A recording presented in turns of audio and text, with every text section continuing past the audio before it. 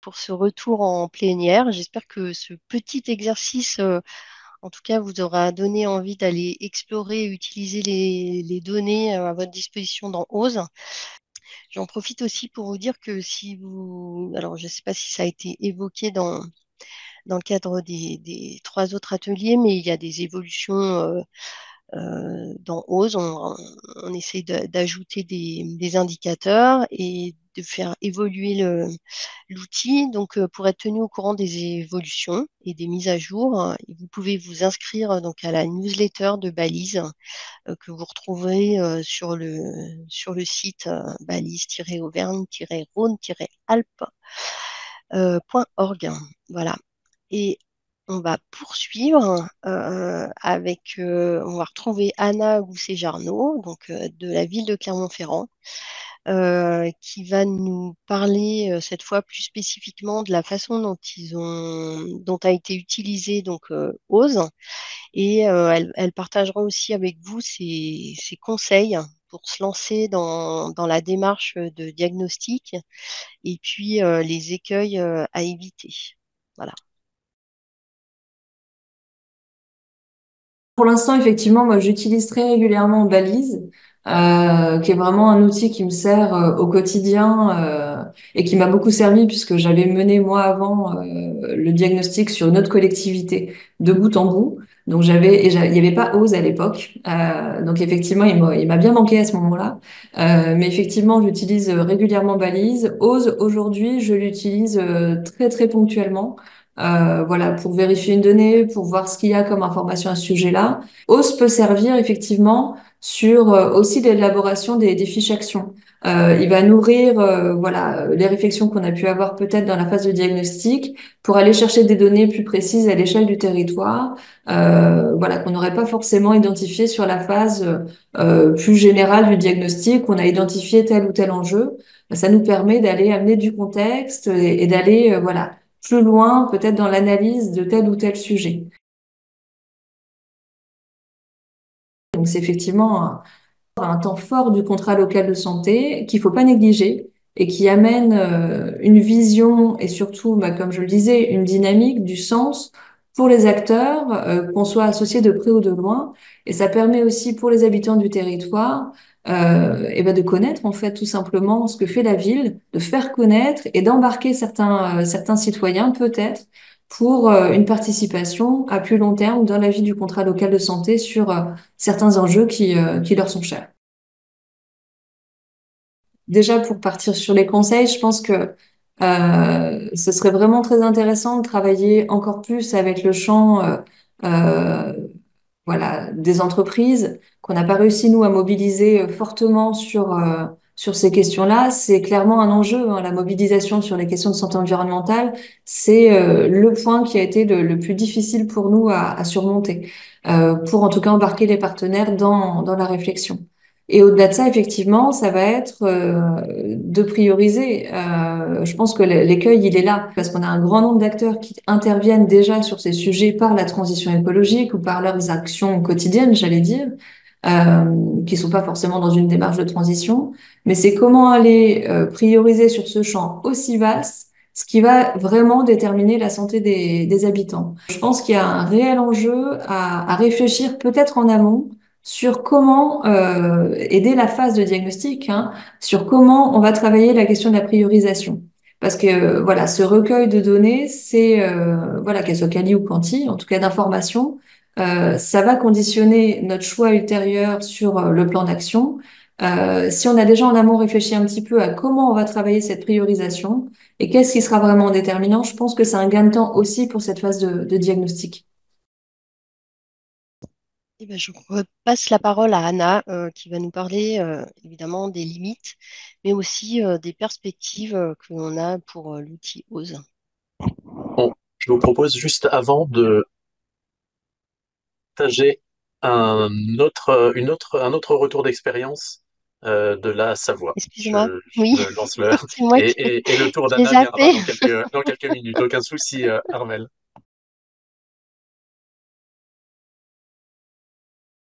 L'idée, c'était d'aller rencontrer les partenaires sur leur territoire pour recueillir pour leur présenter donc, le diagnostic, des premiers résultats, recueillir, eux, leur vision du territoire, leur étonnement éventuellement. Et voilà, cette démarche a été un peu plus compliquée.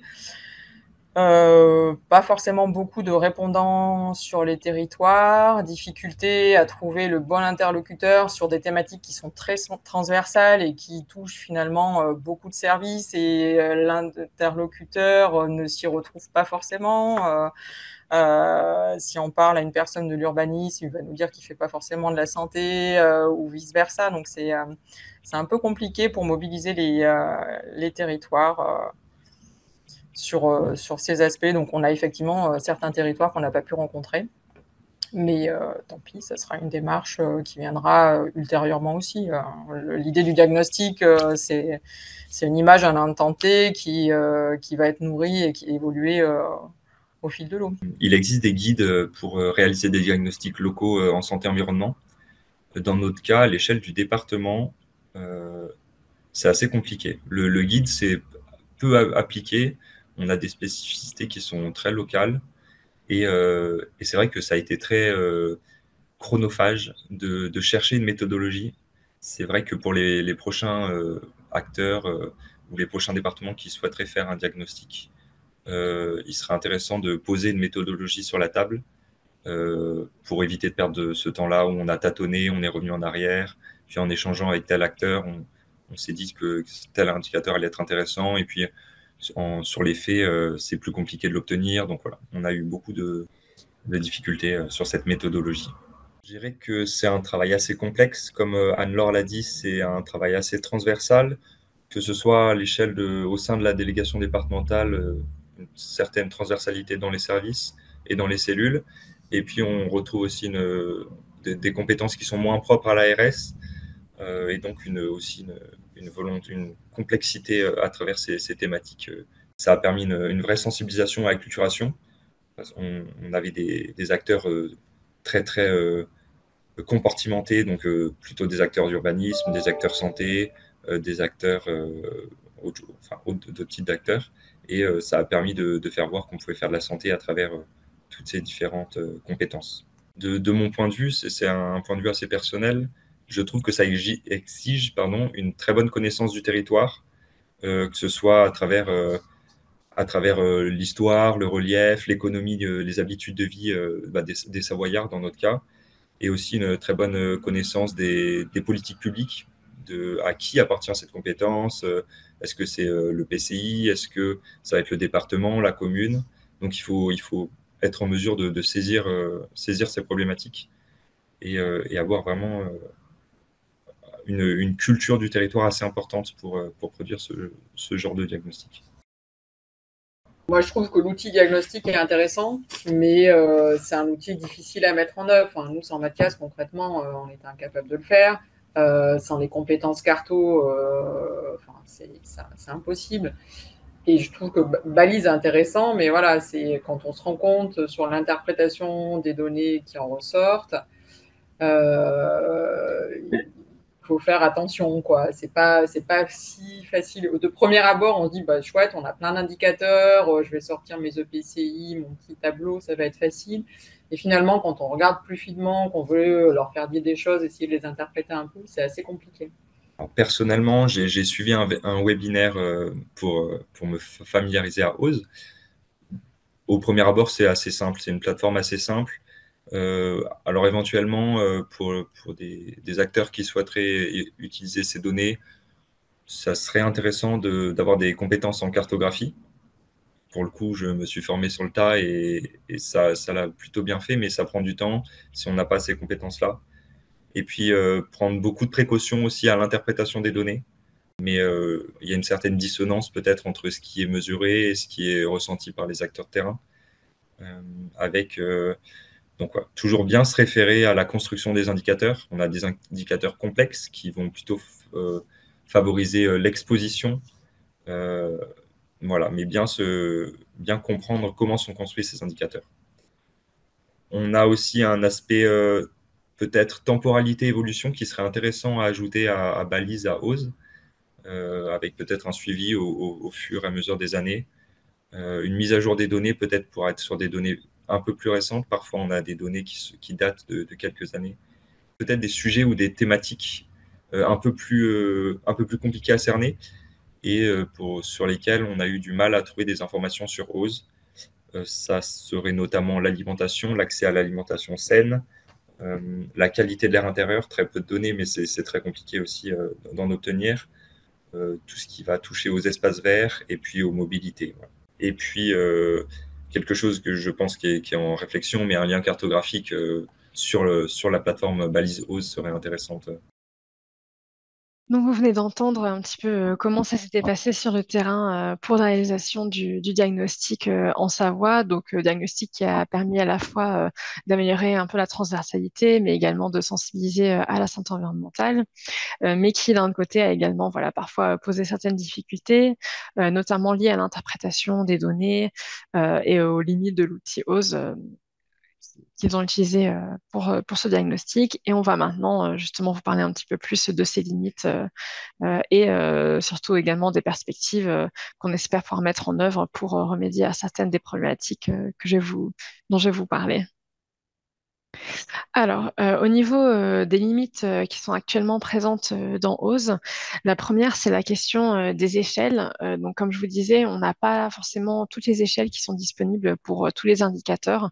Donc, certains vont être disponibles uniquement à l'échelle départementale ou régionale, alors que d'autres, par exemple, le sont uniquement à l'échelle communale et de l'EPCI. Donc, voilà, ça peut poser certaines difficultés pour justement faire un diagnostic et voir un petit peu comment se situe son territoire par rapport aux autres territoires. Également, ce qu'on a déjà un petit peu abordé, mais c'est la question du secret statistique et on en parlait notamment en sous-groupe. Mais voilà, quand on est sur vraiment des plus petits territoires avec des données sensibles, bien voilà, c'est des données qu'on peut pas diffuser parce que voilà, trop sensibles et un trop grand risque de réidentification derrière. Un autre sujet qui se pose dans notre région et avec OSE, c'est la question des EPCI qui sont situés sur deux régions. Donc on en a quelques-uns en Auvergne-Rhône-Alpes et voilà, ça pose quand même plus de difficultés puisqu'il y a des données qui sont produites nationalement, donc je pense notamment les données qui sont issues de l'INSEE, ça on peut facilement, on va dire plutôt facilement, trouver les données des autres communes qui sont situées hors Auvergne-Rhône-Alpes pour les ajouter à l'EPCI et faire un traitement global de ces données. Mais les données qui sont produites spécifiquement en Auvergne-Rhône-Alpes, et je pense notamment aux données relatives à la qualité de l'air, eh bien, elles ne sont produites que par Atmo Auvergne-Rhône-Alpes et pas forcément par leurs interlocuteurs des régions voisines. Et donc, c'est une donnée pour laquelle la donnée au niveau de l'EPCI, elle va être calculée uniquement avec les données des communes qui sont situées en Auvergne-Rhône-Alpes. On a également une fréquence de mise à jour qui varie selon les indicateurs, hein, comme cela vous a été dit dans la vidéo. C'est vrai que l'idéal, ça serait de pouvoir mettre à jour toutes les données tous les ans, mais malheureusement, on est assez dépendant des producteurs de données pour ça. Et voilà, il y a certaines données qui sont mises à jour annuellement, mais d'autres pour lesquelles voilà, il n'y a pas de mise à jour régulière qui est faite. Et donc voilà, nous, de notre côté, on peut uniquement mettre en ligne les dernières données disponibles, mais ce ne sont pas toujours des données extrêmement récentes. Et donc, voilà, il y a toujours la question de la représentativité et du fait que ces données soient ou non toujours d'actualité aujourd'hui. Au niveau d'un point de vue très pratique, on a également un souci, ou en tout cas pour l'instant, c'est vraiment une mise à jour qui se fait manuellement. Donc on n'a pas de ce qu'ils appellent de mise à jour par flux qui peut se faire, où on pourrait directement faire le lien avec les bases de données, certaines bases de données qu'on exploite, notamment les bases de données de l'UNICE par exemple. Et donc voilà, c'est quand même un temps plus important qui est nécessaire pour faire cette actualisation. Une autre difficulté, c'est, comme je vous disais, comme quelqu'un avait posé la question, l'absence de données au niveau infracommunal, en dehors voilà, de l'exemple de Lyon, on a les données par arrondissement. Mais c'est vrai qu'il y a des indicateurs sur lesquels ça serait intéressant d'avoir des données à une échelle encore plus fine, donc à l'échelle de l'IRIS. Et enfin, comme cela vous a été dit également, l'absence de cartographie dans OSE est également enfin en tout cas voilà, c'est une limite actuellement de cet outil, c'est le fait de ne pas pouvoir faire directement de cartographie, notamment de cartographie dynamique dans OSE. On est encore obligé voilà d'exporter les données et de les importer dans un autre logiciel de cartographie pour pouvoir les utiliser sous forme de cartes. Mais voilà, toutes ces limites, ça nous amène justement aux perspectives et au devenir de OSE. Alors, pour rebondir sur cette question de cartographie, c'est un projet qui est en cours de développement depuis déjà l'année dernière. Voilà, où vraiment l'idée, c'est que vous puissiez euh, un jour pouvoir voilà, visualiser les données sous forme de cartes directement dans OSE sans devoir les exporter. En parallèle de cet outil de cartographie que l'on est en train de mettre en place, on souhaite également développer des portraits de territoire qui permettraient en fait de visualiser les données de chaque territoire sous forme un peu plus synthétique, voilà, en mettant potentiellement par exemple des petits schémas, des petits graphiques pour permettre une lecture plus rapide et plus facile d'un territoire. On a également, ça a été évoqué également, mais la notion d'indicateur d'évolution, c'est quelque chose que l'on est aussi en train de développer pour que voilà, vous puissiez avoir une vision aussi de comment se situe l'indicateur par rapport aux années précédentes. Donc ça, c'est de la même façon, il y a des travaux en cours sur ça.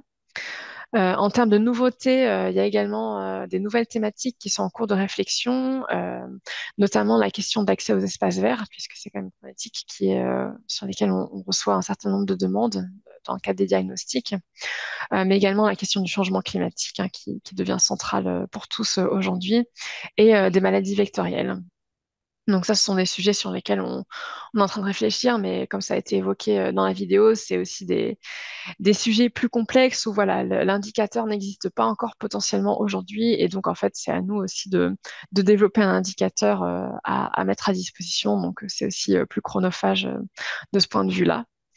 Et un dernier travail en cours, c'est un travail qui s'intéresse aux inégalités territoriales, environnementales et sociales de santé, donc les ITES, où l'idée, c'est de pouvoir également visualiser plus facilement les territoires et repérer surtout, pardon, plus facilement les territoires avec les plus grandes inégalités pour pouvoir agir en priorité sur ces territoires de la région.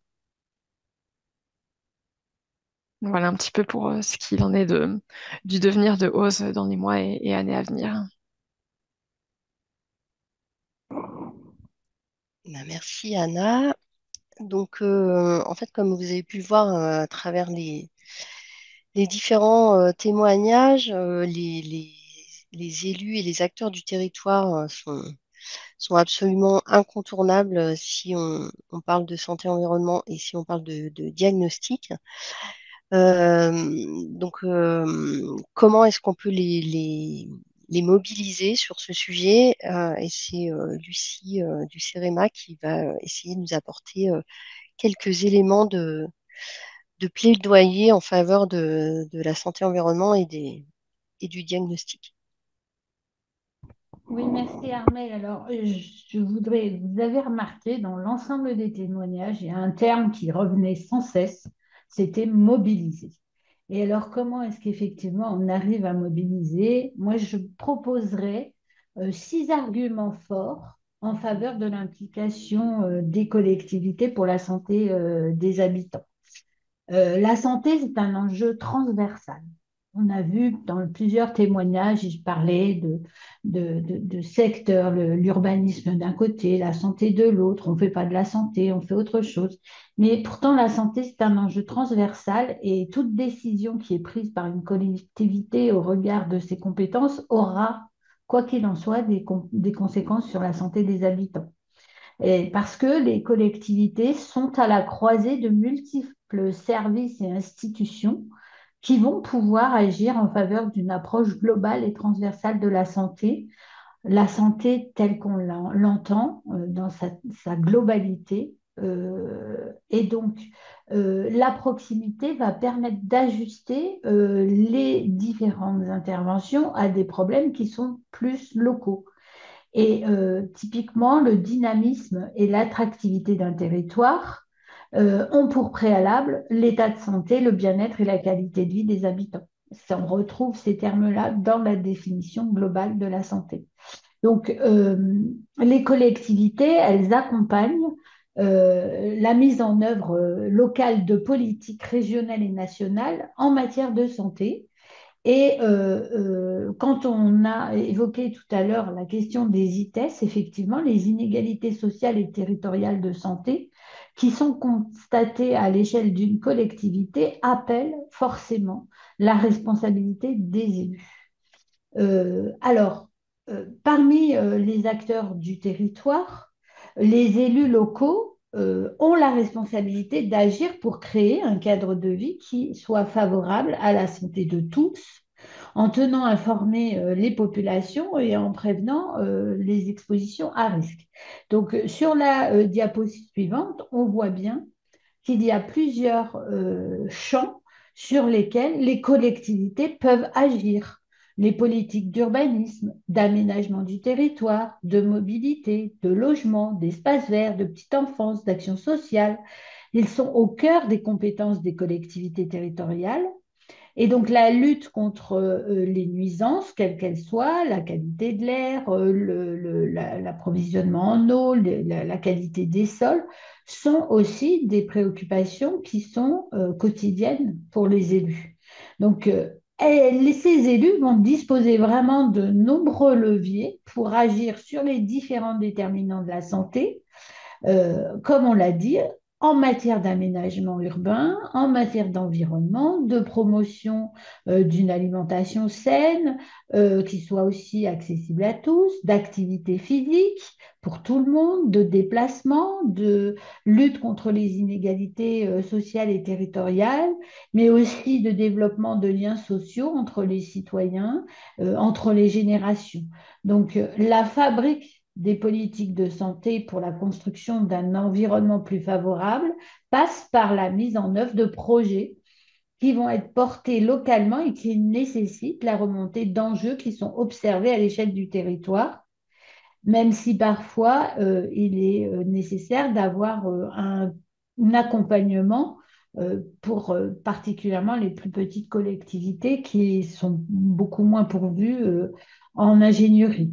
Malgré tout, dans le cadre justement des besoins régionaux qui ont été identifiés, le plan régional santé-environnement qui vise justement dans un de ses axes à accompagner les évolutions des pratiques des élus et des agents des collectivités territoriales pour avoir une gestion plus globale de leur territoire qui soit le plus favorable à la santé de leurs habitants de façon systématique.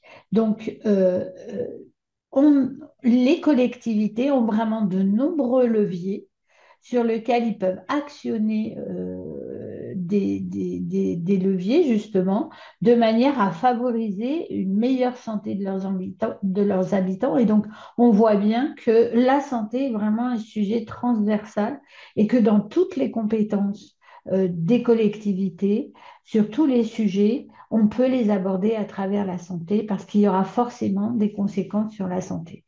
On va voir pour illustrer ça le témoignage d'acteurs, encore une fois, de nos amis de la Savoie, qui vont nous expliquer quel est l'intérêt d'avoir un diagnostic et les leviers dont ils ont pu disposer.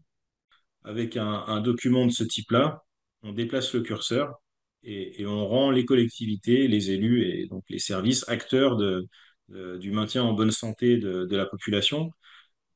Certes, sans remplacer les médecins, bien évidemment, mais en tout cas, cela montre une certaine capacité de levier par des politiques d'aménagement, par des politiques de construction de certains de nos services publics. Je pense aux crèches notamment et aux EHPAD des résidences autonomie qui accueillent des publics particulièrement, enfin, qui peuvent être particulièrement fragiles.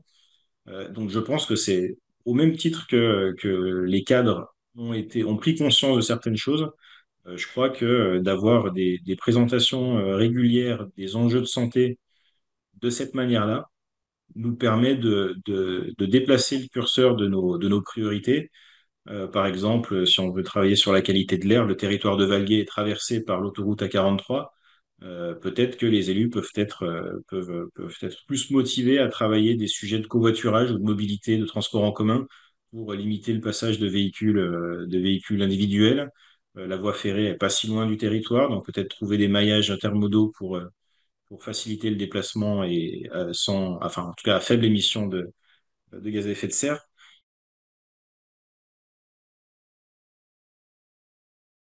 On s'est aperçu de la méconnaissance des cadres territoriaux, alors qui pour le coup n'ont aucune mission de santé particulière, mais quand même leur méconnaissance du développement des allergènes dans notre environnement. On a parlé par exemple en Savoie et le long du Rhône du développement de la plante ambroisie, qui est une plante invasive, fortement allergène. Et on a tous été surpris de voir à quel point notre territoire était concerné par cette plante et comment ça devait devenir un sujet, notamment lors des opérations d'aménagement diverses et variées que peut entreprendre la communauté de communes. Je pense notamment au développement des voies vertes ou l'aménagement d'espaces publics plutôt verts, en intégrant sans doute dans nos marchés de travaux des sujets de détection et d'élimination de cette plante alors que jusqu'à présent, certes, on voit passer des informations, notamment de l'État et de l'ARS, sur les moyens de prévention pour éviter l'impact sur les populations, mais sans doute que ce diagnostic de santé et territoire va nous permettre une prise de conscience un peu plus forte que ce qu'elle n'était jusqu'à présent. Nous allons partager un autre témoignage de celui d'Adeline Méneron, directrice adjointe au SCOT des Rives du Rhône. Bonjour, donc je suis Adeline Méneron, je suis directrice adjointe au syndicat mixte des Rives-du-Rhône qui porte le SCOT, donc le schéma de cohérence territoriale. En 2019, donc après l'approbation du document, les élus ont fixé un plan de mandat et avaient pour objet donc de travailler la question de la santé à l'échelle de notre territoire et voir comment notre document pouvait prendre en compte cet enjeu santé, qui nous a conduit à travailler cet axe santé et nous interpeller sur qu'est-ce qui était fait, qu'est-ce qu'on pouvait faire. À travers les premiers éléments en fait de recherche, on est tout de suite tombé sur l'urbanisme favorable à la santé, qui est un concept assez nouveau, qui est en train d'émerger depuis quelques années. Et donc, on essayait de creuser ce concept-là et de mieux l'appréhender, de mieux comprendre. Pourquoi? Parce qu'on porte beaucoup la qualité des projets et on accompagne nos communes et nos EPCI sur l'amélioration de la qualité des projets d'aménagement à travers les OAP et puis à travers leur mise en œuvre voilà, sur les permis d'aménager conséquents. On a eu envie, suite à ce premier travail, de creuser un petit peu plus ce sujet-là et puis de rencontrer peut-être de façon plus forte nos élus et nos territoires sur ce concept. Il y avait deux exigences qu'on a partagées. C'était une exigence de partage de qu'est-ce que l'urbanisme favorable à la santé et vraiment faire le lien entre l'aménagement et la santé. Et puis après, une deuxième exigence, c'était d'avoir de la donnée, de l'information santé sur notre territoire, mais pas dans l'offre de soins. Voilà, ça, les élus voulaient absolument pas qu'on travaille et qu'on défriche ce point épineux qui est un enjeu fort, voilà, de beaucoup de territoires. C'était vraiment sur l'approche, comment vont les gens sur notre territoire?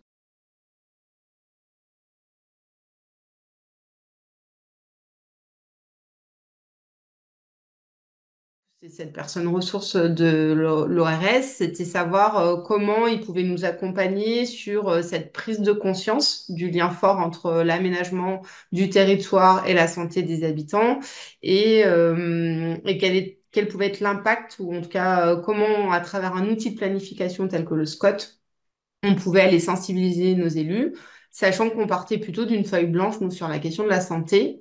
Voilà, et c'est eux qui nous ont amené le fait qu'un diagnostic pouvait être réalisé et qu'on pouvait essayer de mouliner de la donnée, sachant que bah voilà, nous, on n'avait jamais fait cet exercice-là et on n'avait pas beaucoup de données santé raccrochées à notre territoire. Donc, ça a été pour nous une très bonne occasion d'avoir des premières étapes à ce diagnostic. L'ORS en plus s'est rapproché de l'ARS.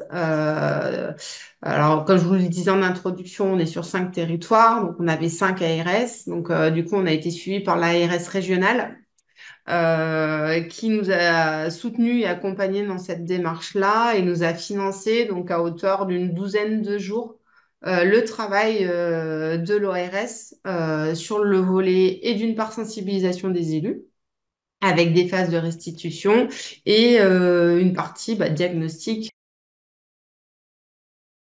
Donc du coup, on était trois, on va dire, à être pilotes, hein. Moi-même au sein de la structure du SCOT, du syndicat, Alan Lequelec sur l'ORS et Valérie Paron qui était à l'ARS.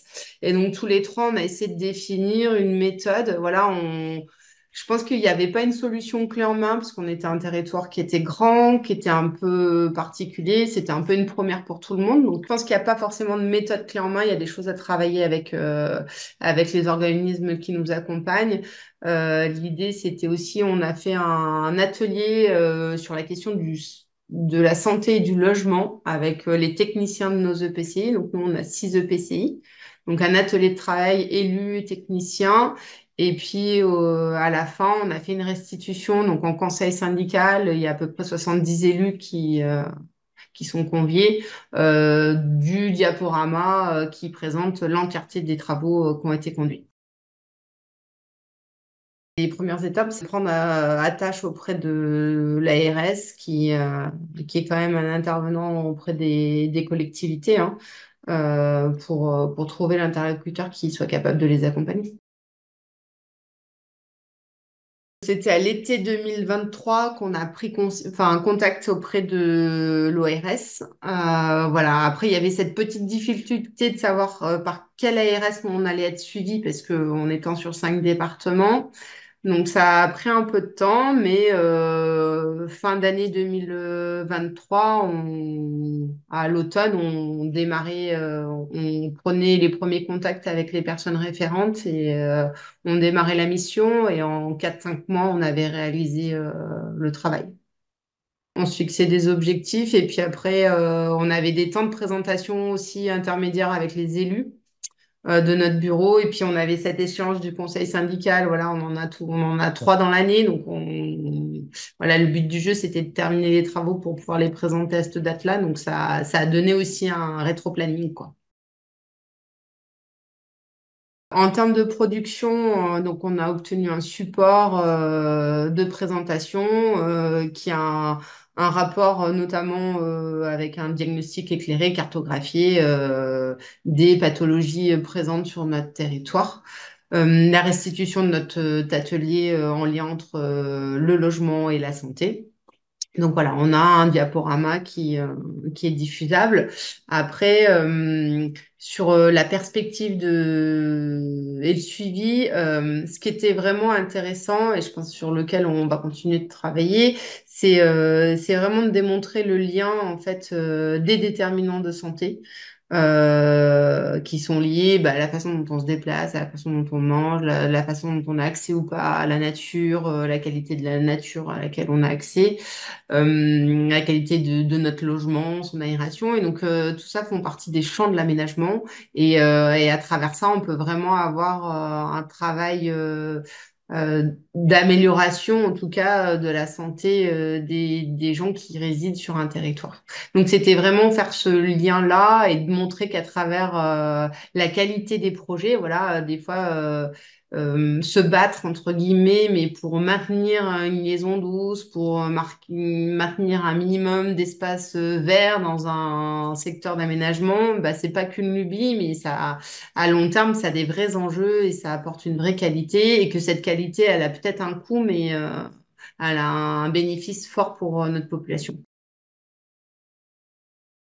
Ce qui sera intéressant dans une prochaine étape, c'est de rentrer sur un secteur beaucoup plus restreint et de travailler sur l'amélioration d'un projet d'aménagement pour améliorer la qualité et la santé des habitants. Voilà, de pas forcément être que dans le constat, mais être un peu dans la prospective pour améliorer la définition d'un projet, quoi.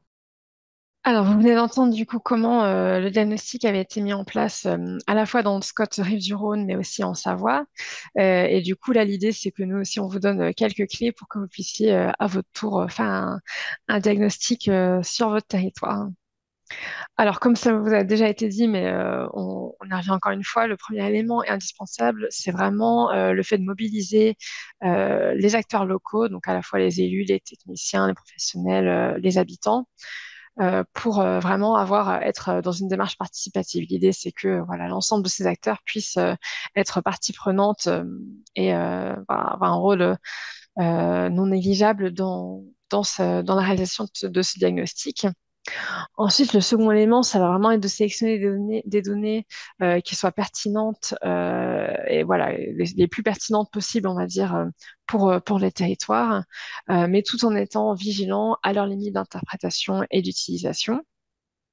La troisième chose, ça va être de repérer les atouts, c'est-à-dire donc les points forts et les points de vigilance du territoire, en ayant en tête vraiment une lecture transversale du territoire, donc à la fois avec le volet environnemental, sanitaire, démographique, social, etc. Ensuite, il va être question d'identifier les actions qui pourront être mises en œuvre sur le territoire pour répondre aux enjeux qui auront justement été identifiés.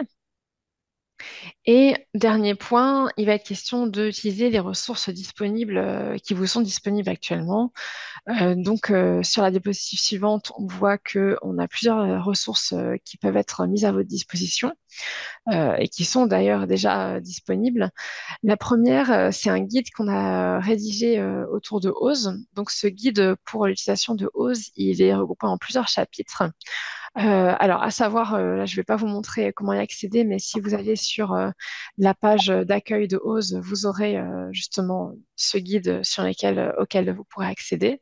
Et donc, il est composé de plusieurs parties, à la fois une première partie de contexte au niveau de pourquoi il a été rédigé et mis en œuvre. Ensuite, on a toute une partie qui va être plus précise, qui va aller plus en profondeur pour les différentes thématiques et indicateurs qui sont mis à disposition dans OSE. Donc, vous avez les métadonnées où vous avez vraiment une description brève de chaque indicateur. Mais là, le guide, il va voilà, encore plus loin pour mieux comprendre les différentes données mises à disposition dans OSE.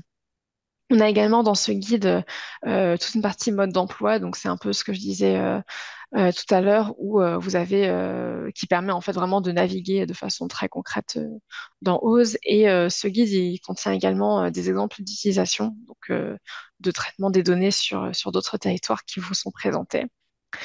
En parlant de guide, on a également un guide qui a été réalisé en Bretagne et en Pays de la Loire pour justement accompagner les collectivités dans la réalisation d'un diagnostic.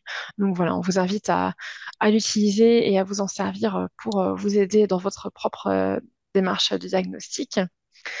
On a également des initiatives et des outils qui sont disponibles sur une plateforme donc partagée qui est la plateforme Territoire Environnement Santé. Et enfin, on a également la possibilité d'avoir un accompagnement dans le cadre de l'axe 3 du PRSE 4. Donc cet axe 3, il est orienté autour de la mobilisation des territoires en santé-environnement. Comme ça vous a déjà été dit, vous pouvez accéder à ce PRSE via le lien que vous voyez ici même. Et dans le cadre de cet accompagnement, donc il y a la possibilité d'avoir voilà, soit un soutien ou à la fois un soutien en ingénierie technique, mais également il y a tout un travail de promotion des résultats des diagnostics locaux qui ont été réalisés par les collectivités qui est fait. Donc voilà quelques éléments pour voilà pour vous aider pour à votre tour réaliser un diagnostic sur le territoire qui vous intéresse. Et on a un petit temps de questions, discussion, soit s'il y a une petite réserve de questions dans le chat, soit si vous voulez intervenir en direct. Oui, Armel, il y avait une question qui avait été posée au tout début concernant le temps, les moyens humains et financiers qui sont nécessaires à la réalisation d'un diagnostic. Alors, il n'y a pas de réponse toute faite, comme vous l'avez entendu à travers les différents témoignages. Euh, il faut se concerter, se mobiliser, voir quels sont les besoins. Le Scott Rive de Rhône a parlé de 12 jours qui ont été mobilisés. Madame Gousset-Gernaud a parlé de 25 jours. Donc, ça vous montre bien qu'en fonction de l'envergure qu'on veut donner, du nombre d'indicateurs qui sont en jeu sur les territoires, voilà, il peut y avoir un besoin humain et financier qui soit différent. Donc, ça se discute en amont. Il y a toute une phase de discussion avec les acteurs, avec les services techniques en capacité de les accompagner pour tout ça. Donc voilà, ça peut être fait assez rapidement et après, il y a le temps d'analyse et de partage. C'est surtout ça aussi qui est important. Donc ça doit être planifié avec l'ensemble des acteurs et des personnes qui sont en capacité de les accompagner. Il y a Fabrice Guido qui a posé justement une question pour savoir comment les élus accueillent les travaux et se les approprient. J'invite Mathias Correno qui est avec nous, qui nous a rejoint et qui a témoigné plusieurs fois à répondre à cette question puisque lui était au cœur du sujet auprès des élus. Et peut-être juste avant de passer la parole à Mathias, la personne qui avait posé la question, M. Laroche, levait la main. Donc on peut peut-être lui, Ah bah oui, très s'il y a bien. une demande de précision, lui passer la parole. Très C'est bien. gentil, merci. Peut-être pas. Ouais, si un petit peu de précision, effectivement. En fait, je rebondis sur la dernière visio qu'on a vue. Si j'ai bien compris, moi, je travaille au SCHS Ville de Roanne, et si on a envie que Ville de Roanne soit accompagnée sur la mise en place d'un diagnostic territoire santé-environnement, moi, je suis complètement dans cette démarche en ce moment, et je ne sais pas par quel bout y prendre ni comment faire adhérer à mes élus. Donc là, ça m'a apporté quand même pas mal d'outils.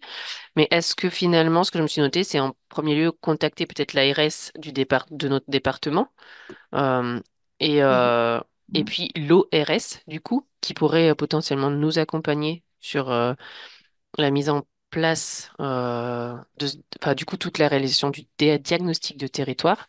Moi, vraiment, mes questions sont vraiment pratico-pratiques. C'est aujourd'hui, je vais mettre en place un diagnostic. À quelle porte je tape? Quels sont les moyens financiers que je peux mobiliser? Quelles sont les structures qui peuvent nous accompagner pour réaliser ce diagnostic? Parce que très clairement, il nous faudra une personne en plus au sein du service pour le faire. Eh ben, vous avez en partie répondu, hein. Le mieux déjà, c'est de vous rapprocher de votre ARS départemental, donc de la Loire, Mhm. et puis d'entamer une discussion par rapport à vos besoins, et puis après avoir au niveau ingénierie qui sera en capacité et sous quelles conditions de vous accompagner au sein de l'équipe qui, qui gère en fait ces diagnostics tant à l'ORS et sur la partie environnementale, potentiellement aussi un peu le CEREMA, donc à voir. Mhm. D'accord. Je ne sais pas si votre commune est adhérente au CEREMA, mais ça peut être aussi une possibilité via ce biais. Mhm. D'accord. Je crois, oui. Et Voilà. pour contacter l'ARS, excusez-moi, vous avez je me suis noté Euh, une adresse Bah, mail des ça va être équipes. le service santé-environnement. Alors, je ne sais pas Mhm. si vous avez déjà des contacts avec eux, Oui. Oui. mais la porte d'entrée, c'est effectivement la délégation territoriale. Puisqu'ensuite, on a une enveloppe régionale dans le cadre du PRSE 4 qui, au final, se traduit par des jours qui sont dédiés à la réalisation de diagnostics qu'on donne en l'occurrence à l'ORS. Alors évidemment, l'enveloppe, elle n'est pas extensible et c'est au niveau régional qu'on doit faire le choix des projets qui nous semblent les plus intéressants et également souvent les plus mûrs, parce que Mm. il faut que la démarche enfin qu'on puisse être certain que la démarche avance. Et tout ça, c'est aussi dans l'objectif après de vraiment de faire du rétex, qu'on puisse faire un appel du pied à d'autres collectivités en montrant aussi ce que certains ont pu faire avec le diagnostic, les suites données, la mise en place d'un plan d'action, etc. Ouais, voilà. Parfait, Donc, merci. ouais, n'hésitez pas à contacter c'est le service santé-environnement de la délégation de la Loire si vous êtes intéressé. Merci beaucoup.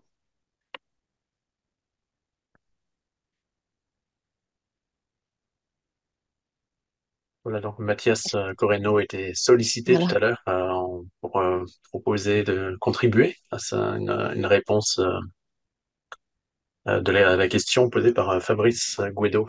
Est-ce que Oui. Mathias est Bonjour partant? à tous. J'ai bien suivi les échanges précédents, donc je vais essayer de ne pas trop me répéter. Concernant les élus, c'est vrai que nous, on a eu le contexte, c'est que j'étais en alternance, mon contrat a fini hier, donc il y avait beaucoup de périodes où je n'étais pas là. et les périodes où j'étais là et on a décidé de confronter justement le diagnostic aux élus, c'était les périodes de réserve électorale.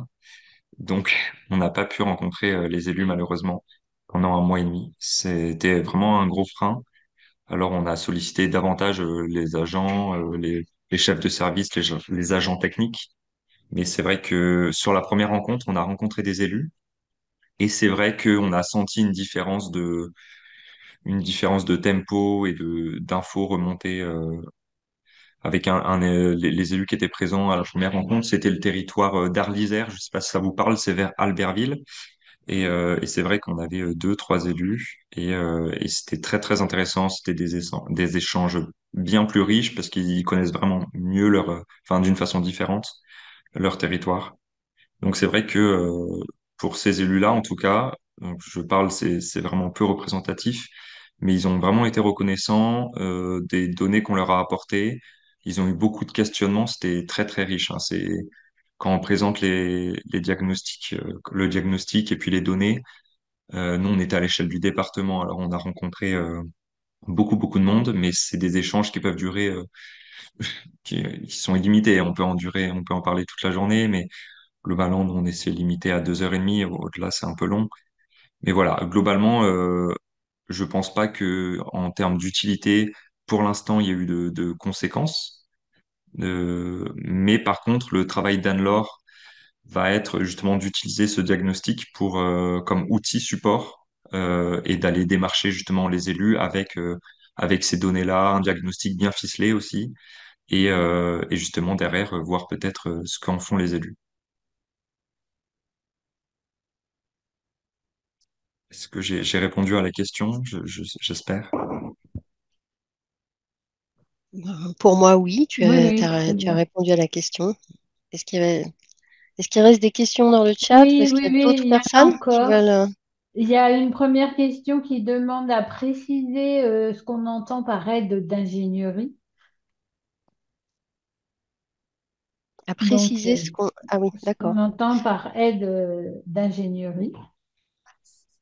Bah, c'est ce que je précisais tout à l'heure, hein, c'est ce qu'on met à disposition dans le cadre du PRSE 4, c'est-à-dire des jours hein, que l'on paye au niveau de l'ARS à l'ORS pour vous accompagner dans la réalisation de votre diagnostic. Alors après, c'est un petit peu à la carte et ça, c'est lié à la discussion entre vous et l'ORS en fonction aussi des moyens techniques dont vous disposez, des capacités que vous avez de votre côté à mobiliser des données et des besoins que vous avez concernant un support technique.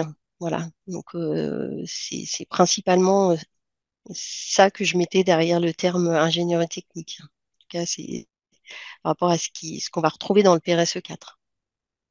Il y a une autre question qui demande si, une autre personne, pardon, qui demande si on a des documents qui expliquent les causalités potentielles de certains écarts d'indicateurs ou conséquences directes, par exemple sur les nuisances sonores importantes.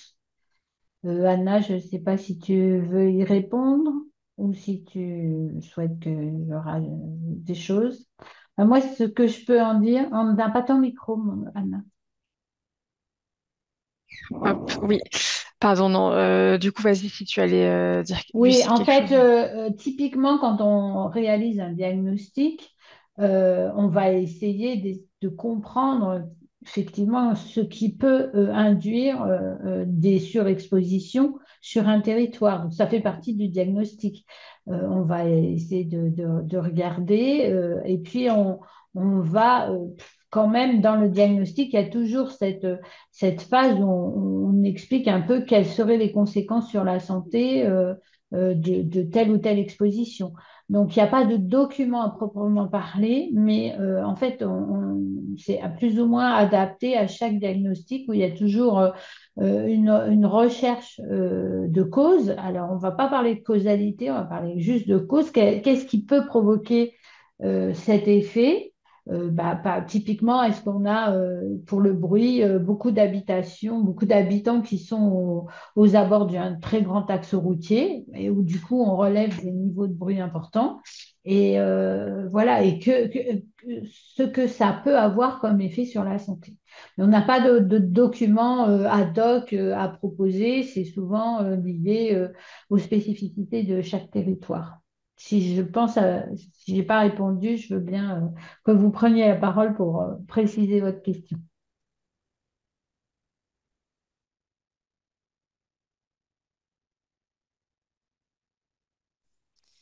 Bonjour. Non, la question portait sur le fait, donc moi je suis chef de projet en santé, donc je pilote le diagnostic local de santé du territoire. Donc je fais pas appel à l'ORS en fait pour ça, c'est moi qui le pilote directement. Et donc effectivement, des fois, autant pour les causes, effectivement, ça se, en tout cas en santé environnement, ça se trouve, ça se flèche. En tout cas en cause potentielle, mais c'était plutôt sur les conséquences directes. C'est vrai que des fois, c'est difficile de donner à voir sur les conséquences directes de certains indicateurs. Donc, je me demandais s'il y avait, par exemple, mais des documents, mais des fois, c'est peut-être à l'échelle nationale, Hmm. sur des études, en fait, sur les conséquences directes de Oui, certains indicateurs. ben, vous en avez à l'échelle nationale, effectivement, mais on ne les met pas forcément à disposition. Donc après, c'est une recherche à mener auprès de différents organismes, Santé publique France particulièrement, qui publie pas mal de choses sur les différents déterminants de la santé et les effets sur la santé. Donc après, c'est à vous de faire des recherches spécifiques. Nous, on n'a pas ce... Enfin, Anna, tu as peut-être un complément à ajouter. Oui, j'allais juste dire, c'est vrai qu'on n'a pas du tout d'analyse approfondie. Enfin voilà, on n'a pas fait de revue de la littérature, un document qui résumerait tout. La seule chose qu'on a un peu, c'est dans le guide. C'est vrai qu'on a une première partie à chaque fois pour chaque thématique enjeu sanitaire où c'est vrai qu'on explique, mais très brièvement. Enfin voilà, on explique que l'exposition au bruit, c'est associé à telle ou telle pathologie, notamment pathologie cardiovasculaire, mais c'est pas du tout détaillé. Et, voilà, c'est vraiment juste une vision très large. Mais voilà, comme disait Lucie, pour avoir vraiment Ouais, des il y choses a plus aussi spécifiques. quelques enjeux sanitaires dans l'état des lieux. Sur chaque fiche de l'état des lieux, il y a toujours un petit encart enjeu sanitaire. Donc, vous pouvez retrouver en fonction, comme les fiches de l'état des lieux, c'est par déterminant. Vous pouvez essayer d'aller voir sur ces fiches-là. Il y a quelques références bibliographiques. Vous pouvez aussi vous inspirer de ce qu'il y a dans l'état des lieux qui est disponible sur le site du PRSE. Voilà, c'est l'état Compléter, des lieux régional qu'on avait fait en amont du PRSE 3. Et bon, après, c'est vrai que dans le guide OSE aussi, pour chaque indicateur, on a mis quelques, mais c'est quand même assez limité, quelques liens vers des sources, des sites sources qui peuvent ensuite vous emmener vers enfin, ce type de document que vous recherchez.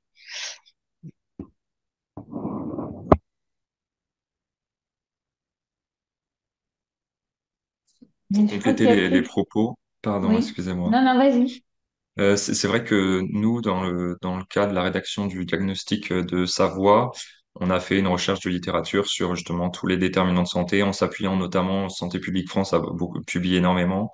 Et puis c'est des indications, enfin c'est des, pour le coup c'est vraiment des, au niveau scientifique c'est quand même bien solide.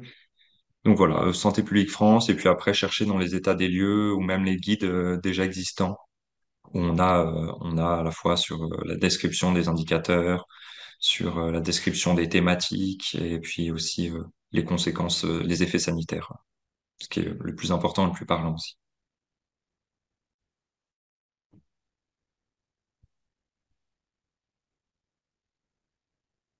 Moi, je crois qu'il n'y a plus de questions. Donc, Damien, je vous laisse conclure ou Armel, je ne sais pas. Je vais conclure alors. Merci d'avoir tenu le choc. Voilà, il est midi pile en plus. Euh, enfin, je suis vraiment satisfaite de cette première expérience de webinaire avec une orientation plutôt diagnostique, hein, qui a eu du succès en termes d'inscription. D'après les commentaires que je vois dans le chat, vous êtes nombreux avoir des réactions plutôt positives. Donc, sachez que le replay du webinaire ainsi que le support seront mis à votre disposition prochainement. Vous allez aussi recevoir un petit questionnaire d'appréciation. Il y a 2 ou 3 questions, ça ne devrait pas vous prendre trop de temps. Donc, merci de prendre la peine de bien vouloir y répondre. Et puis, vous aurez également la possibilité d'avoir une adresse de contact pour si vous voulez vous engager dans cette démarche de diagnostic. Euh, voilà, n'hésitez pas également à vous inscrire à la newsletter du PRSE si vous ne l'avez pas déjà fait. Ça vous permettra de participer à la communauté régionale des acteurs en santé et environnement, donc à la fois de recevoir des actualités, voire même de pouvoir être convié à des événements qu'on organise 1 à 2 fois par an pour l'ensemble de la communauté régionale. Et je remercie encore Damien Zurker du cabinet Ster qui nous a accompagnés sur ce webinaire et qui a assuré toute la partie technique ainsi que mes co-animateurs pour la matinée. Voilà, donc j'espère que ce webinaire vous aura plu et je vous souhaite un bon appétit et une bonne fin de journée. Merci.